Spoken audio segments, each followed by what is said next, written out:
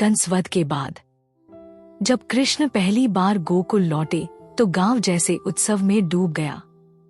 हर गली में दीप, हर आंगन में माटी के दीपक और हर दिल में गर्व था। अब हमारे नंदलाल पूरे जग के कृष्ण हो गए हैं।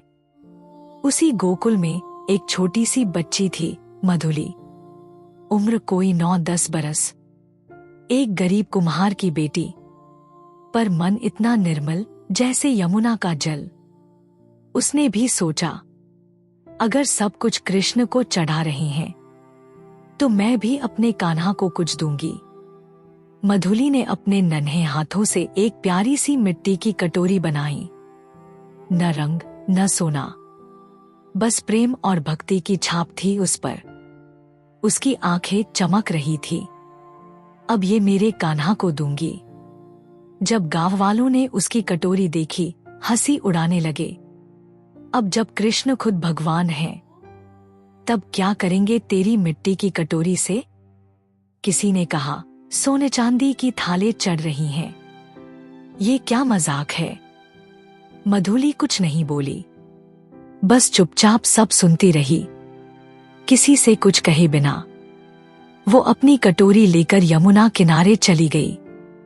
पीपल के पेड़ के नीचे उसे रखा और आंखें मूंद ली। दोनों हथेलियां जोड़ी और मन से निकली एक मासूम पुकार, हे कान्हा, बहुत मन से बनाया है ये। छोटा है पर सच्चा है, स्वीकार कर लो ना कान्हा, बस इतना ही चाहती हूं। गांव के चौक में बड़ा आयोजन हुआ। राजा, मंत्री, वैश्य सब आए थे। कृष्ण को सोना, मणि, रत्न और 56 भोग अर्पित किए जा रहे थे। पर एक बात अजीब थी, कृष्ण कहीं दिख नहीं रहे थे। मंत्री घबरा गया, कृष्ण कहाँ गए?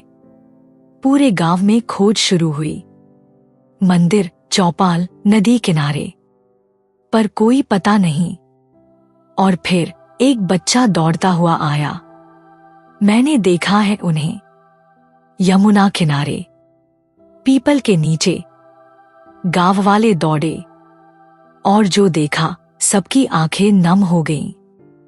कृष्ण वहीं बैठे थे, एक पत्थर पर, पेड़ की छाया में, और हाथ में वही मिट्टी की कटोरी जिसमें माखन था। कृष्ण मुस्कुरा रहे थे और धीरे धीरे माखन खा रहे थे, मानो प्रेम को चख रहे हों। मधुली दौड़ कर आई, उसके आंसू रुक नहीं रहे थे। कृष्ण ने उसकी ओर देखा, मुस्कुराए और बस इतना कहा, जो प्रेम से देता है उसके लिए मैं सभा भी छोड़ दूं और मंदिर भी। गांव वाले शर्मिंदा थे, जो हंसे थे आज मौन थे। मंत्री ने अपनी मुकुट उतारकर मधुली के चरणों में रख दिया और सबने एक स्वर में कहा, मिट्टी की कटोरी नहीं, ये तो प्रेम का अमृत था। कृष्ण ने मधुली के सिर पर हाथ रखा और बोले, तेरी कटोरी छोटी हो सकती है, पर मन का भाव अनंत है। तेरी ये भेंट अमर हो गई। पीपल के नीचे कृष्ण और मधुली साथ बैठे थे। चारों ओर सन्नाटा था, पर दिलों में एक तूफान था, प्रेम का, भक्ति का और सच्चाई का। और वहीं पास में रखी थी वो मिट्टी की कटोरी, जो अब एक प्रतीक बन चुकी थी, भक्ति के शुद्धतम रूप की। जब भावना सच्ची हो तो मिट्टी की कटोरी भी भगवान को प्रिय हो जाती है।